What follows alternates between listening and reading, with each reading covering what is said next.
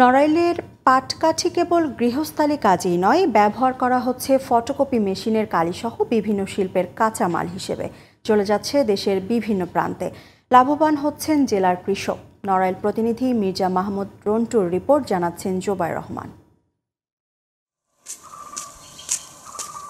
বিল ও ঘেরবেষ্টিত জেলা নড়াইল। দক্ষিণ পশ্চিমাঞ্চলের এই জেলার মানুষের প্রধান পেশা কৃষি, আর বর্তমানে প্রধান ফসল ধান ও পাট।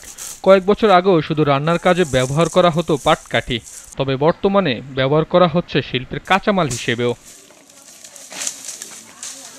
নড়াইলের লোহাগড়া, কালিয়া এবং সদর উপজেলার হাজারো কৃষক পাটকাঠি বিক্রি করে লাভবান হচ্ছেন, আর তা সংগ্রহ করে খুলনা, বাগেরহাট, বরিশাল, সাতক্ষীরা, মানিকগঞ্জ ও ঢাকাসহ দেশের বিভিন্ন প্রান্তে নিয়ে যাচ্ছেন ব্যবসায়ীরা। 450-400 গ্রামেতে কিনে এনে আমরা টলারে নিয়ে নোয়াপাড়া ফুলতলা নিয়ে যাই। ওরা বিভিন্ন দামে পাইকারি বেচে বেড়ায়। এই পাটকড়ি আগে বেদামি ছিল, কোনো কিনা বেচা ছিল না। 100-150 টাকা লাভ হয় মনে হিসাবে। ওইখান নিলে ওইটা বড় ব্যাপারীকে দিয়ে আসি। গ্রামের থেকে কিনতেছি। বড় আগার খড়ি আছে 1200 টাকা, আর কাটা খড়ি আছে 400 টাকা কাওয়ান কিনতেছি। এই পাটকাঠিগুলো আগে বিক্রি হতো না, এই বছর 2 হয়েছে এই পাটকাঠিটা বিক্রি হচ্ছে। এসব পাটকাঠি ফটোকপির মেশিনে কালিসহ বিভিন্ন শিল্পের কাঁচামাল হিসেবে ব্যবহার করা হচ্ছে বলে জানালেন এই কৃষি কর্মকর্তা।